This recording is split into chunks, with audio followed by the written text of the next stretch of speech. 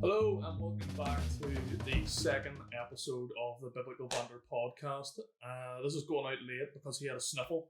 But today we're going to be talking on the modern church, basically how that has progressed from what it used to be and what it is now. Maybe looking into things like mega churches and what sort of effect that they can have on your faith as well. So looking into that, mega churches, sort of good points, bad points, and basically just getting into that. Yeah. So Sven, we'll start. Well, I really want to talk about what a church is actually for in the first place. Yeah. So let's start with that. So one of the things I wanted to say at the start is, obviously, the whole point of a church is you go in, and the idea is you're all a bunch of spiritually sick people. It's a hospital for souls. You're there to learn, you're there to grow, you're there to be taught the gospel. But there's more to it than that. A church is also meant to be the centre of its community. It's meant to bring people together. Yeah. Allows everyone to help one another, teaching youth or doing whatever it is. You know, you have all like the different breakfasts and all the different, late night dinner things, all those kind of things that sometimes even our church does. Yeah. So that's all kind of important stuff that we want to talk about before we get into the mega churches stuff. Because I have a few criticisms I would like to hear. Yeah. I think like a big thing, if you're looking at our church, it's probably is a bit more modern. Mm-hmm. It's not like you don't have to wear a suit to go there. Like you can go where you want. Like there would be the first time that I've walked into church in a pair of shorts and a t-shirt and possibly even sliders. Like so, no one's judging for that. You can walk in tattoos out. Like it's not an issue. Like that church is there for people. You're not getting judged. Yeah, and like from day one, from going into your church, like it was never felt judged or anything. Like literally, immediately people are shaking your hand and welcoming you. And it's really that's really what a church should be doing. Not just having generate like a really good atmosphere and a really good community and a really welcoming one, because that's the point. Everyone should be welcome in a church because we're all spiritually sick. If you're a Christian, you believe that. We're all in sin. We all have to go there. We all have to be taught the gospel. But I think there's more important things though as well. Like it's like, what should a church service necessarily have or contain? Mm-hmm. So like, what would be your thoughts? Like when you're going into church, what is it you are expecting? Because I have my own ideas. I only hear them. Well, you're walking in. 3 key points that you need to be hitting is worship. Worship, yeah, absolutely. Needs to be there. Yeah, worship. Reading from scripture has to be in there at some point. There has to be some form of reading there, and prayer. Yeah, which I think we're like trying to like blow smoke up our own churches, ours like, but it's like they hit those 3 key points every time, every week. Yeah. There's always something there. I really see church more as like you're going there and it's the best place because you're surrounded by so many different types of people. Yeah, definitely. You've got the real youth, and they're being able to go off into the likes of Sunday school, which I forget what we call it. It's not Sunday school, but they call it, I think it's the art or something like that.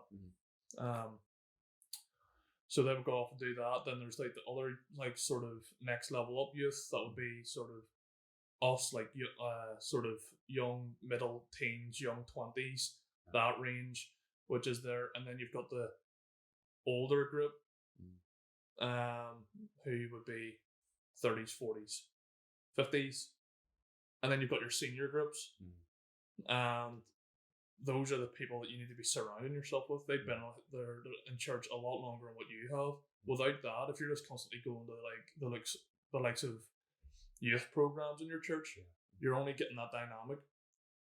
Yeah, you're only hearing from this one people, so you need to go to church. You need to be surrounded by those other people, because that's where your wisdom comes from. That's the wisdom of the church. And one of the things as well that I think though, you've mentioned 3 things that are important. Especially the readings, I think, from the Bible. I think, like, if you're... It needs to be there.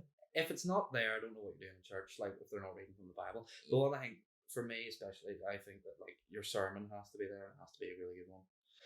A good proper talk using scripture and figuring out, you know, I do think that the church should teach, you know, theology a bit there as well, like with that kind of stuff. Kind of, you know, the more entire kind of Christian lens, the entire, you know, story of Christ is essentially what you should be taught, and that's really important. But then also, and this is something obviously our church does really well, is it shows you the practical of it. Yeah. I remember there was one sermon when it was about an excerpt from Numbers and about them, you know, trying to push forward and telling us not to push back and all that. Yeah. And the all, you know, the adversity they'd be facing and stuff, and all that there. And those are all really important things, I think. And without them there, I feel like a church isn't running very well. Like if you're going into a church and there's, as you say, no Bible readings, but no sermon, no kind of theology, no, you know, real deep dive into the Gospels and stuff. Yeah, I think things are misaligned. And this is actually why I was quite keen to do this topic on megachurches today, because I feel like there's a lot of problems I'm seeing, especially because like I'm a new Christian, you know, I'm literally just on the block essentially. Yeah. What has it been, like 2 months, maybe hitting 3? I don't know what you're like. No, not true. But yeah, so there was I'll tell the story. So I was speaking to someone who goes to a mega church, right?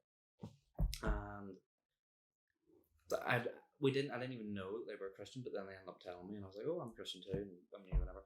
And they told me a story about they started going on about like the Antichrist and things like this. Okay. All words I haven't even heard in church yet, you know, especially because that's just more Revelation, and there's a lot of stuff in Revelations that, you know, that is not a book to be taken lightly or just throwing those words around, because there's a lot of meaning and stuff going on there that's not easy to do. But then, of course, you started ranting about it, like, you know, that was the Pope was the Antichrist. And I'm just like, this is ridiculous. And then told me the name of the church, and the name of the church is one of the more kind of massive mega church type ones. And that just really, really rubbed me the wrong way. Because, like, see, especially as a new Christian, right? So you're coming into this big family, and we'll have all sorts of different Christianity, Protestants, Catholics, Orthodox, you know, but you're all still Christian. And what really bothered me about that is, you know, you're teaching, if that's what they're being taught in that kind of environment, in these big churches and that there, and they're getting told nonsense like that, really you're just basically saying, despite how bad the world is right now, despite how divided we are politically and socially and all these different problems we're facing and all the issues going on in the world, they're then going into church and being taught, you also need to divide yourselves amongst the Christian lines and, you know, think the Pope's the Antichrist, which is ridiculous. I mean, at worst, he's probably just a decent guy, but at worst, by the way.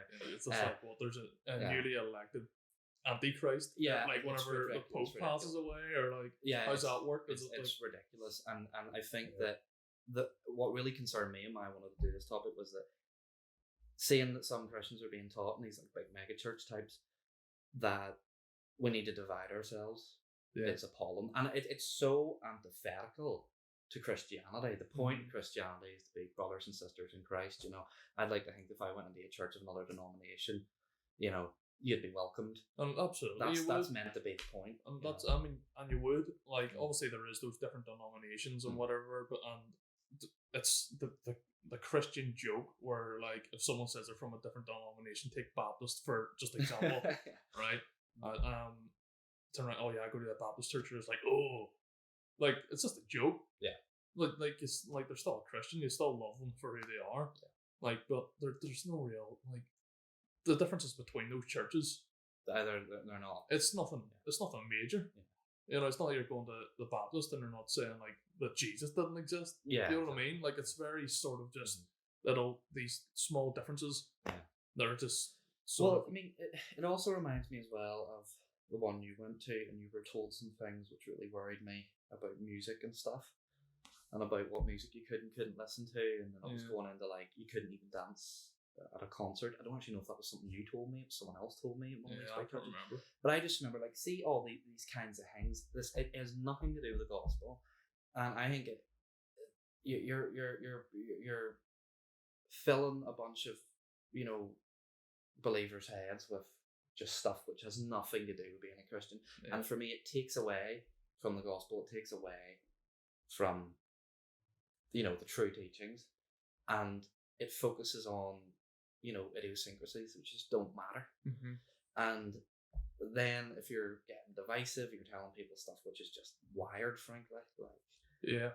Honestly, if I heard something like that in our church, I would be like, hold up, wait a minute. I'd be like, don't know if I want to stay here, to be honest, because that's just ridiculous. Yeah. And then I guess that goes on to, like, if you're taking these massive mega churches, which, like, you walk into them, you may as well be at a Taylor Swift concert. It's just ridiculous. Like, that is insane. Yeah. And to me, it's just a money racket. Oh, absolutely. That's not a church in my eyes. Like, me going to church and, like, I'm there, you have that warm family feeling that, like, you can turn around and be like, oh, that's such and such and that's such and such or whatever. You're walking in there, you don't know, like, you don't know anybody. You're way up in the back and you're having to look at a screen to see who's down there talking. Like, that to me is just insane. No, it is. And another thing, like, I mean, all the things we talked about that a church should have, these don't seem to have that. Yeah.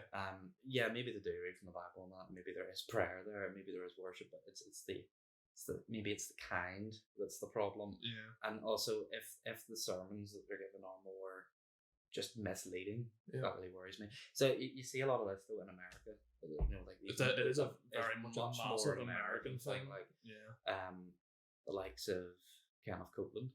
If anyone's a demon, he's a demon. So like he was saying, right, so he's meant to be like one of these like big, brilliant examples of a Christian. Goes out, he preaches on all the television things, which those television ones are nuts to me. Like, I can't watch them, they're insane. And he turns around and he says, someone even asked him, because he has like a private jet. He owns his own airport. Oh no, but the guy sold him the private jet, though he made it like really cheap for him, so he had to buy it. He had to do it, of course. He had to buy it. Like, he made it really cheap, so I had to indulge. Exactly. Like, that's just, hold on. And if you don't know who Kenneth Copeland is, like, look him up. He's the type of person that, like, my problem with him is people like him are trying to represent what being a Christian is, and yet that is not. No preacher should have a private jet. No, and the fact as well, you said about how like a lot of these mega church types, they're like full money rackets. It's like he's a brilliant example of that. Yeah. Like he even said once, he was asked, "Well, why haven't you got? Why don't you just do like public air? Like we just get in the public airplane or whatever?" And he's like, "Well, I don't want to get into a tube with demons." I'm just like, how are you a Christian? How dare you turn around? He flat out denies that though, and you can look it up on YouTube. I've seen him. And he's like, I never said that. Don't ever say I did. And you're like, all right. I know, he's the big piercing eyes. I know, he looks dumb. Like, it's crazy. And it's all that kind of stuff, and it is more of an American thing, but you see some of it over here too, and in England, and it's nowhere near the extent though. Oh, it's nowhere near. It's not as bad. Like, we have some big churches over here and then over mainland UK as well, like, but you're not walking into you're not walking into the SSE arena to go to church. Yeah. Like, that is, to me, mind-boggling. It's insane. Yeah. Like, you shouldn't be walking into church thinking you're going to a theme park. No. With the amount of cars that are there. Like, hold on, am I going to SeaWorld here or am I going to church? And like, again, where's the communal aspect there, really? There is none.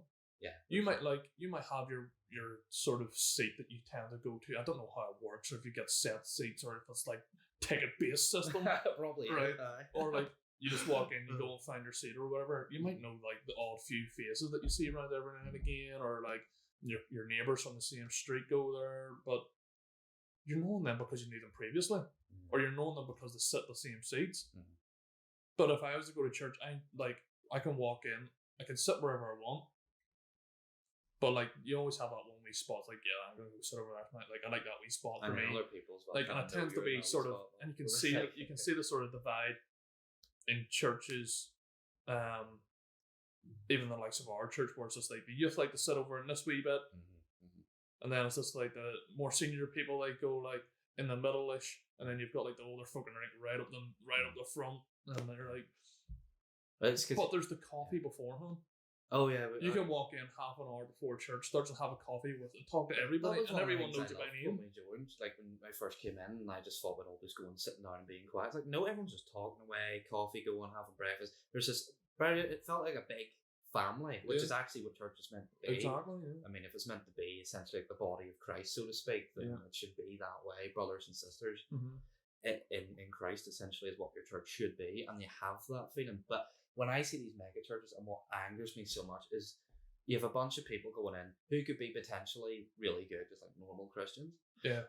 But then, and by the way, I'm not saying they're not Christians, and I'm not saying that by any means just that they're some not, sort of like like some twisted views. But the thing is, they're being taken advantage of. Is my problem, right? And they're going in, and you're no doubt paying money to go in. Like, I mean, even with the mega churches, like you'll have people who are paid actors who come in pretending to be possessed, going up to the front row and having the demons cast out, and that's been debunked so many times. Where it's like there's so many sort of videos on it in terms of like these people are being paid. Well, it's clear as day they're being paid, and it's a shame that people fall for that nonsense. But it's just it's all such spectacle, you know. It's all such spectacle, and you know, live exorcisms and all this just madness, and no doubt people are being ripped out of money as well, and absolutely, like all these things are stuff that literally in the Bible you can read, and it says like, don't do that. Yeah. Do not rip people out of money. Do not be doing this. Like, the gospel's not to be sold. Yeah. It's a free gift. Yeah. That's the point. And so Jesus wasn't walking around selling tickets to like. Well, that's the thing. Like, see the likes of Kenneth Copeland. It's like, you know, he's not a Christian because if he had read the New Testament, he'd know that a rich man trying to get into heaven is way harder than a poor man. When it comes to that, like obviously, if you're good at your job, you proceed, you progress, you become this massive speaker, and you're getting paid to do as a job. Fair enough, right? If you're getting paid to do that, I don't see a problem with that. But if you're starting to do things and you're like charging these massive extortionate prices, that's putting a price on you sharing the gospel. Yeah. Like obviously, the way that I would see it is like if someone was to ask me to go and talk at something, I'm looking at the minor things.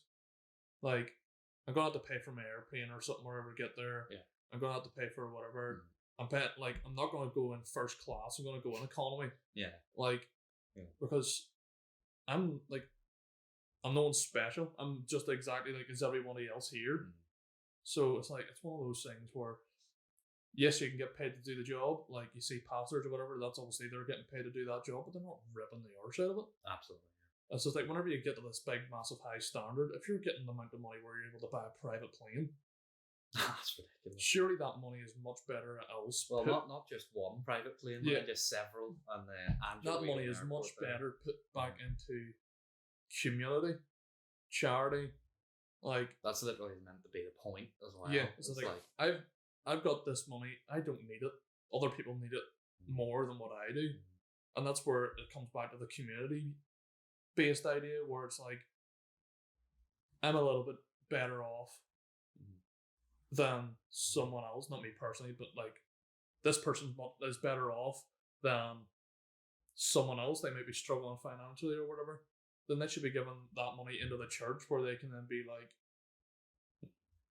we can see that you're struggling or whatever, like, here's a donation to this or whatever. And that's always done in private. Like, you can't be going around in church, which I've seen before. And they're like, everyone put their head down. If you're struggling financially, stick your hand up. That's not going to work, like, is it? Surely everyone in the congregation's going to be like, oh, free money. Well, you would like to hope not, like, to be fair. But that's the way it's going to happen. Like, I know.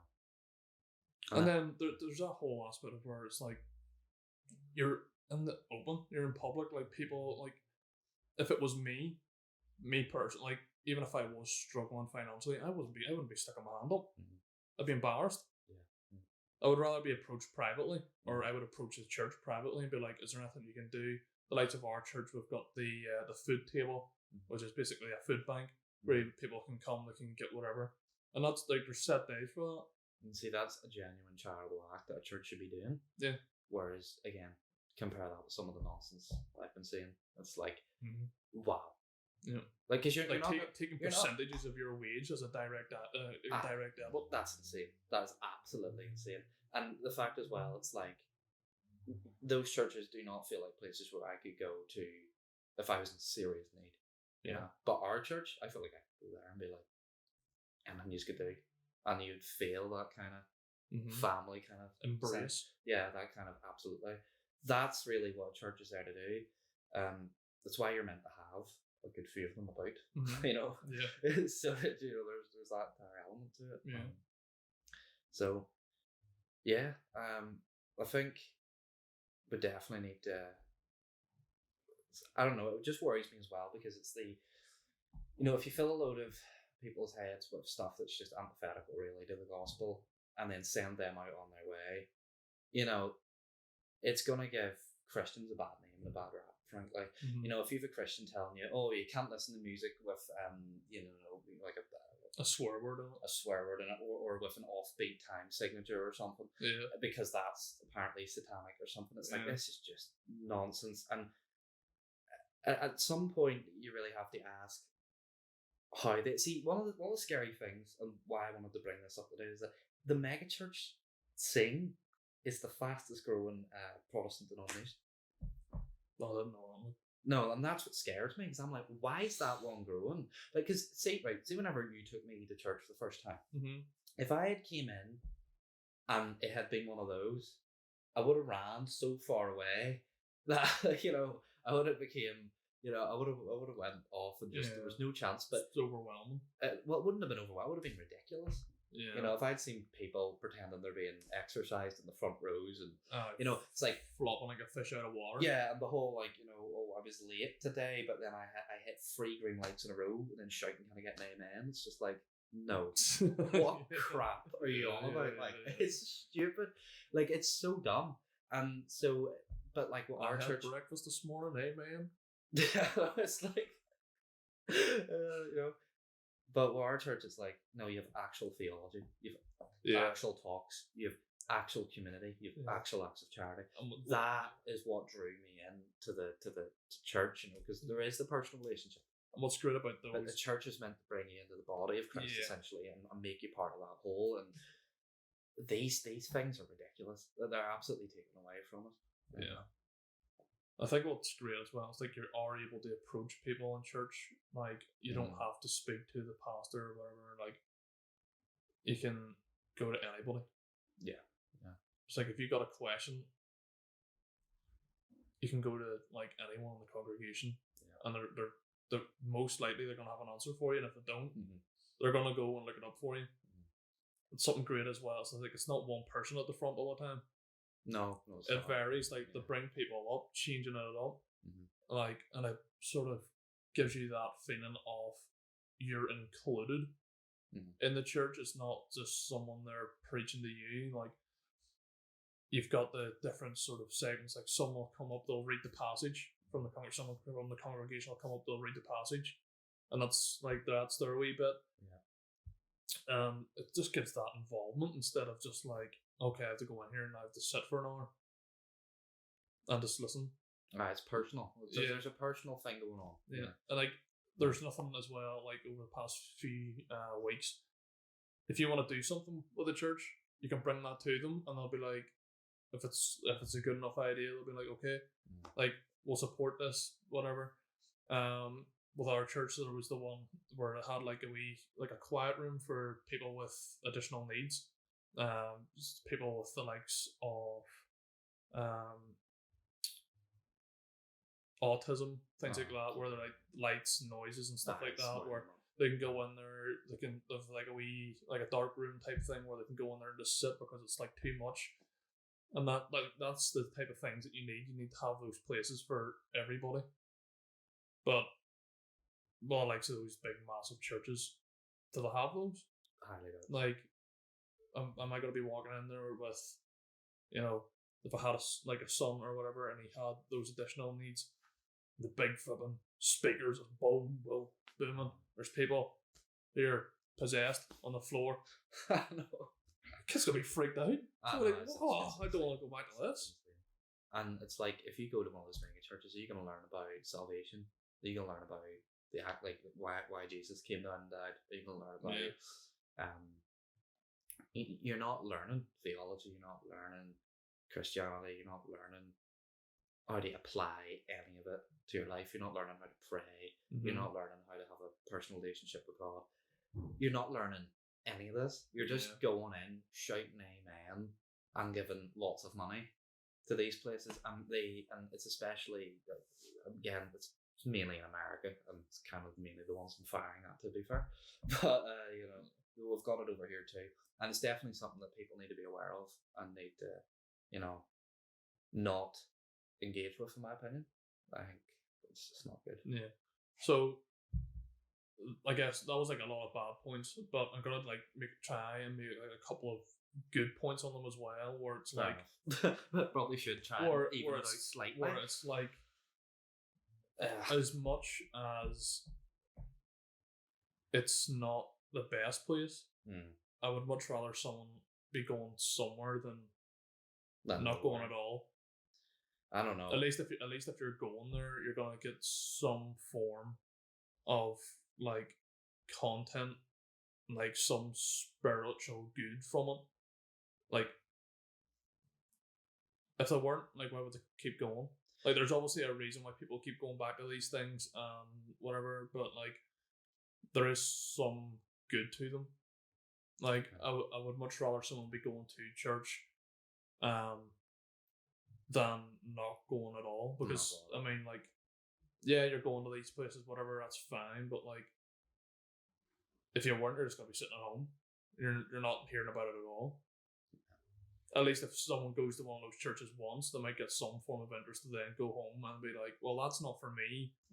But I'm going to look into this further, to look into it further, whatever, and then they go somewhere else to try something different. Or if that is something that they like prefer, that's sort of their scene, then I mean, that's fair enough, like go there, but at least if as long as you're getting some form of spiritual content.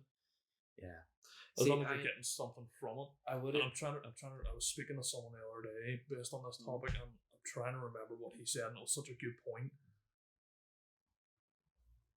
But I'm having an absolute brain fart, like, so it'll come to me. You're in front of a camera, so you have to forget everything you wanted to say. Yeah. Well, it'll come to me. But I know what you mean, because like you're saying, oh, well, at least they're getting something. My issue is with that is it's like, maybe something is better than nothing. Yeah. But with some of the divisive things they say, especially against other Christians and other Christian denominations, and when they tell people stuff which is just not biblical, not gospel related, that worries me, because it's like at that point it's like they're worshipping, but what are they worshipping? Because they don't even really know. Yeah. And that's the problem. It could become more of a performance and not more like meaningful and actually. It's more like a ritual thing where it's like a ritual, yeah. I'm going here, like, I know I have to go to church on a Sunday, but they're like, I need to go to church on Sunday and make sure that I've got my dancing shoes on. Yeah. And like, because it's like you go in there and it's like, boom, performance. It's like, or exorcisms, I've got to get ready for that. Yeah. And it's just absolutely insane. It's just like, I have so many problems with it. Yeah. Why is this person who's being exorcised, right? If he's got some demon possessing this person, why are they nice and quiet why are they sitting in church nice and quiet, not like, so the plot can happen. Shout and screaming. Yeah, exactly. Until like this once is like, oh, you come up here, you've got a demon. And they're like, yeah. And it's also even like, especially those really big ones in America, but like they pretend to heal the sick and all, like literally in front of everyone. Yeah. And again, they're just all paid actors and stuff. And it's like I don't know how anyone falls for it. Frankly, I don't know how anyone can fall for it. But because like if I had been taken into that as my first church experience, I would have walked out and actually would have ran out of the place and never came back. I don't know how anyone could fall for it. It's ridiculous. But there's a lot of things. But for the people who are falling for it for one reason or another, I mean, if you're gonna fall for that, you're gonna fall for it pretty hard, most likely, and you're gonna be so deceived. And then whenever like that Christian then does go to like hold on, they'll start wearing clothes that are only made from one cloth. Yeah, exactly. And what if that Christian then goes to an actual proper Christian church that's not exercising people in the front row and... Oh, well, no, because that they're wrong then. What do you mean? So, like, if one of these people that are going to these mega churches or whatever, they end up going to the likes of, let's say, a normal church, right? They go into like this sort of small town church, you know, they go in there and they're not up there going the whole, right? To them, they're going to be like, whoa. Like, they're listening, like, take, even if you take sort of more modern Christian music, not hymns, more like this, more like music, yeah. Is that acceptable to them, or does it have to be hymns, or is that like, you can't be rapping about Jesus? Hold on, they're told something different in each one of these. Yeah, so like, ones. Yeah. So it's like these things where it's like going like this is going way down to where like these people are just like, oh, you can only sing hymns and whatnot. You can't rap about Jesus. Well, why not? It's just a different form of worship. Like, worship comes in so many different forms. What if they go to like a church that's actually properly proclaiming and teaching the gospel, and then they start to reject it because it doesn't like their mega churches? And then my problem with that is, well, they're now being completely led astray. Yeah. You know, by wolf in sheep's clothing, essentially. Yeah. And that's something that really worries me. I mean, that's why when you said something's better than nothing. Yeah. I'm like, maybe there is the odd one that's kind of all right, and that's better than nothing. But I think sometimes there's an extent that what they're teaching is just so got nothing to do with the gospel. Yeah, but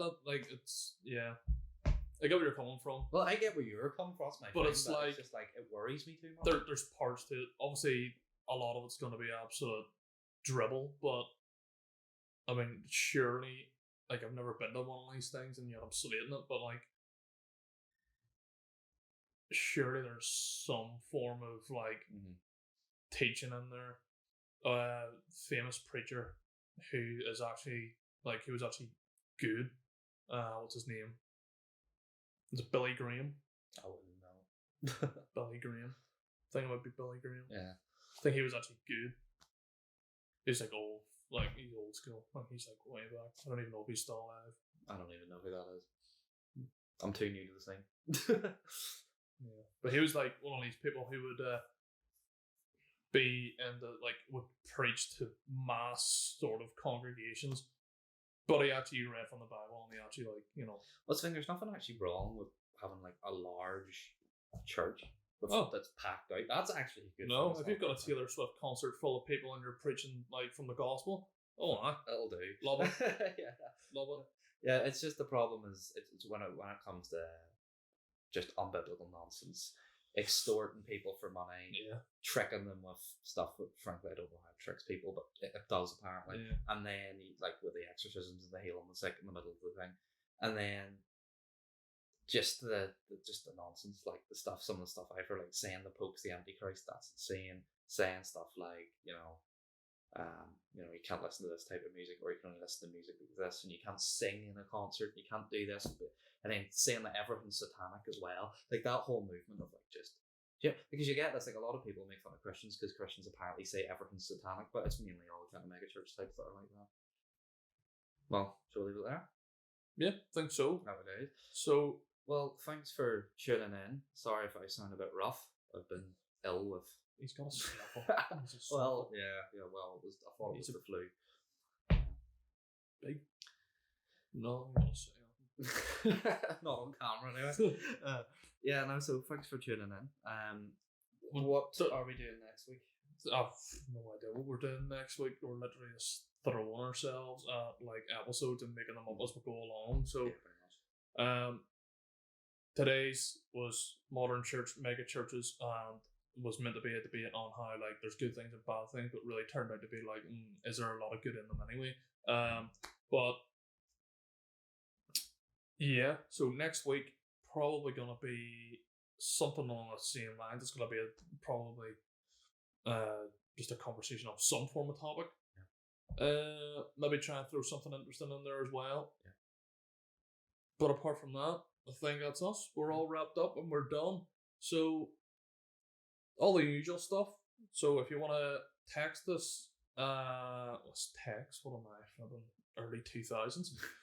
You want to send us like a message on Instagram or anything, feel free to do so. Please comment under the video. It doesn't matter what it is. We say this every time. Like, if it's good or bad, we want to hear it. Like, it's going to open our eyes. It's going to give us more knowledge as well. Like, this is what we're here for.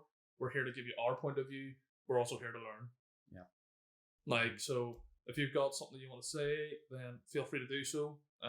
We're happy to have conversations with you and whatnot. So feel free to do that. Like all our videos, all of them. Yep. Share it with your friends and whatnot, and hopefully we can grow this up to be something great where we can actually share faith with a lot of people, especially in this wee country of ours where it seems to be going downhill quite a lot. Yeah. So trying to revive that and bring a bit more of a modern sort of aspect to faith and the Bible. So that's us. We'll see you in the next one.